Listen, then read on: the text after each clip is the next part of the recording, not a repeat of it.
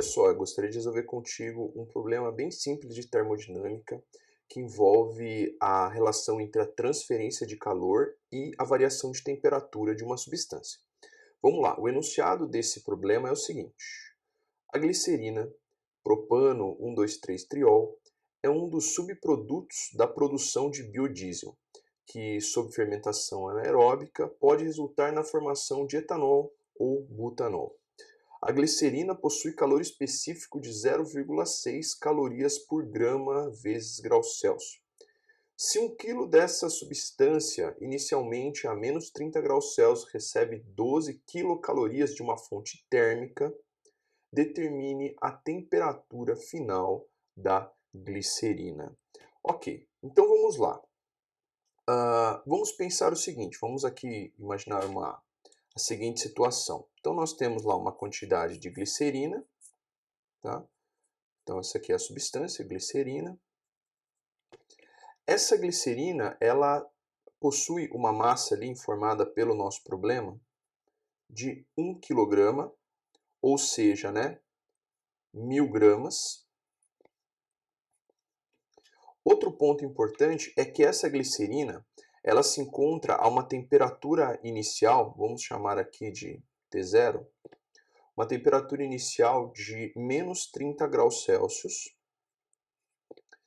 E também ele informa que essa glicerina ela recebe uma quantidade de calor proveniente de uma fonte externa, uma quantidade de calor Q equivalente a 12 quilocalorias, ok?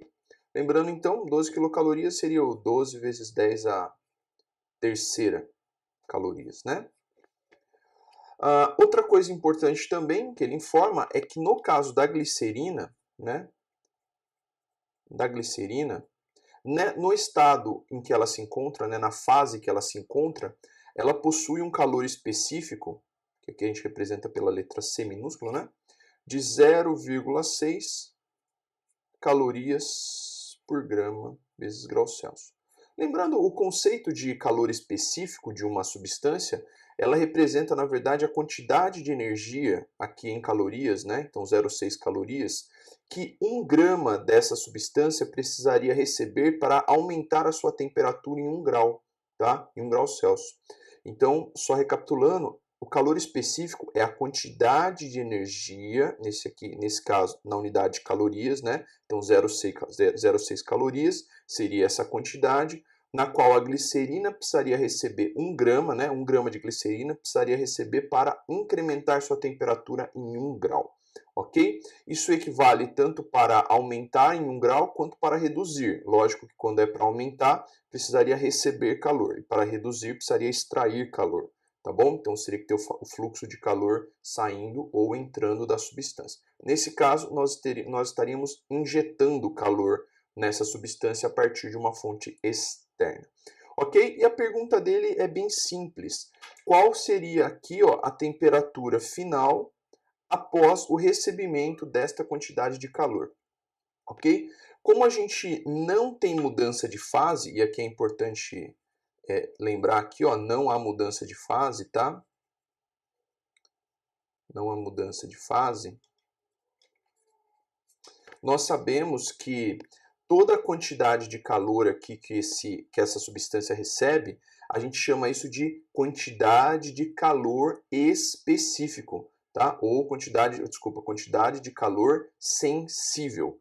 Aí você fala assim, mas e quando há mudança de fase? Aí a gente chama isso de quantidade de calor latente. Então, esta quantidade aqui, ela não vai ter nenhuma porção dela responsável por alteração de fase, mas apenas responsável por variação de temperatura.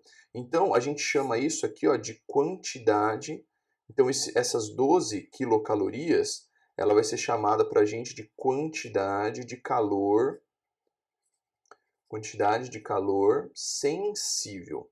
Ou seja, é uma quantidade de calor responsável exclusivamente por variar a temperatura.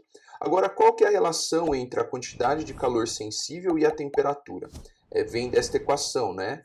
Que é a quantidade de calor sensível, é a massa da substância vezes o seu calor específico sensível, tá? Que é o 0,6 aqui, né? Vezes a variação de temperatura. Como o problema pede para a gente determinar a temperatura final, vamos lá trabalhar um pouquinho essa fórmula aqui, ó. Então, aqui fica assim, né? T menos T0, que é a variação de temperatura, final, inicial, final, tá? Vamos passar esse termo dividindo.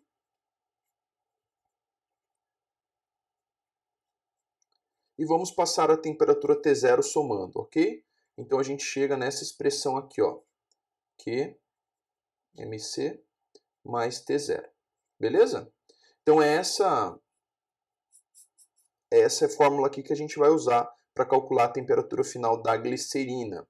Ok? Nesse caso, a gente pode notar até que esse termo aqui, que é o Q dividido por M vezes C, esse termo aqui, ó, ele é o termo que representa o incremento de temperatura, né? Esse termo que é o termo de incremento, é esse termo que vai dizer o quanto de temperatura essa substância iria receber. A gente poderia até chamar, se quisesse, isso aqui de um ΔT, assim, né? Beleza? Um incremento de temperatura aí devido ao calor injetado. Beleza? Então, bora lá, vamos só agora resolver aqui, colocar os valores nessa equação para poder resolver. Tá bom? Vou colocar ela aqui do lado. Então, T igual quantidade de calor. Aqui só um detalhe importante, ó. Note que como o calor específico está em unidade de calorias, o calor injetado tem que estar em unidade de calorias, não pode estar em quilocalorias, tá? Então aqui a gente tem que colocar 12 vezes 10 a terceira, dividido pela massa, 1000 gramas, tá? Vezes o calor específico sensível, 0,6. Mais a temperatura inicial, ok? Em graus Celsius. Então, menos 30. Joia? Vamos fazer a continha aqui, ó. Quanto que vai dar esse termo aqui? Então, vai ficar 12 vezes 10 a terceira, beleza? Dividido, aqui tomar cuidado, abre o parênteses, tá?